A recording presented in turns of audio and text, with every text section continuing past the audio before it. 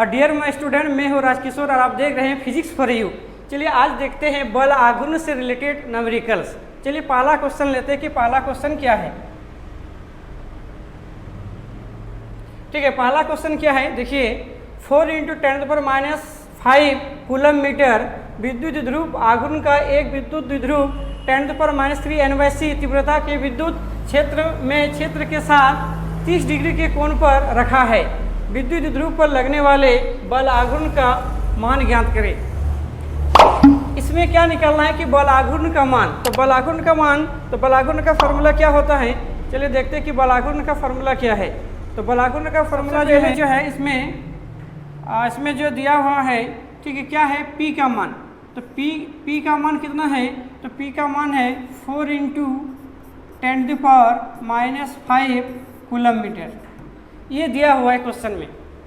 और आगे क्या दिया हुआ है, और देखिए 10⁻³ N/c, यहाँ देखो N/c है, यानी E का मान दिया है, विद्युत क्षेत्र की तीव्रता, इसका मान कितना है, तो 10⁻³ N/c।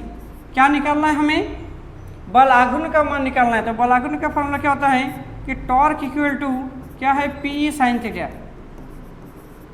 ये फॉर्मूला क्यों लगाए, क्योंकि यहाँ 30 डिग्री का कोण दिया है, यानी थीटा का मान भी दिया हुआ है। थीटा कितना है, 30 डिग्री। चलिए आगे देखते हैं कि टॉर्क का मान क्या है, तो PE sin थीटा। अब P का मान कितना है, तो P का मान है 4 × 10⁻⁵ और E का मान कितना है 10⁻³ और यहाँ क्या है, साइन कितना डिग्री का, 30 डिग्री, यहाँ 30 डिग्री लिख दिए। अब आगे देखते हैं 4 × 10 पर क्या है -5 और 10⁻³ और साइन 30 का मान क्या है 1/2 यानी हाफ। अब इन दोनों को कैंसिल करते हैं, देखिए 2 बचे हैं ऊपर में। अब 2 × 10 पर क्या हो जाएगा 8, 5 और 3 क्या हो गया 8, तो 2 × 10 पर क्या हो जाएगा -8 और इसका मात्रक क्या होता है, न्यूटन मीटर। बल आघूर्ण का मात्रक क्या होता है ना, बल इंटू बलों के बीच लंबवत दूरी। तो बल का जो मात्रक होगा वो क्या होता है, न्यूटन, इसलिए न्यूटन लिख दिए, और दूरी का जो मात्रक है वो क्या लिख दिए, मीटर लिख दिए। तो समझ में आ गया होगा कि टॉर्क का मान कितना है 2 × 10⁻⁸। यहाँ 10⁵ है, यहाँ 10⁻³ है, इसलिए 10 पर क्या हुआ 8 न्यूटन मीटर, ये हो गया। अब आगे देखते हैं क्वेश्चन 10⁻⁹ कूलम मीटर विद्युत ध्रुव का कोई विद्युत 5 × 10⁴ N/c परिमाण के किसी एक असमान विद्युत क्षेत्र की दिशा से 30 डिग्री पर संरेखित है। विद्युत ध्रुव पर कार्यरत बल का परिमाण ज्ञात करें। तो ये भी क्वेश्चन सेम, जैसे 11 नंबर बनाए 12 number question same to same question है। देखिए इसका फॉर्मूला क्या है, तो इसका भी फॉर्मूला क्या निकालना है कि P बराबर क्या होता है, ये टॉर्क का फॉर्मूला क्या है। चलिए लिखते हैं कि टॉर्क का फॉर्मूला क्या है। तो टॉर्क बराबर क्या है, PE क्या होता है sin थीटा, ये हो गया।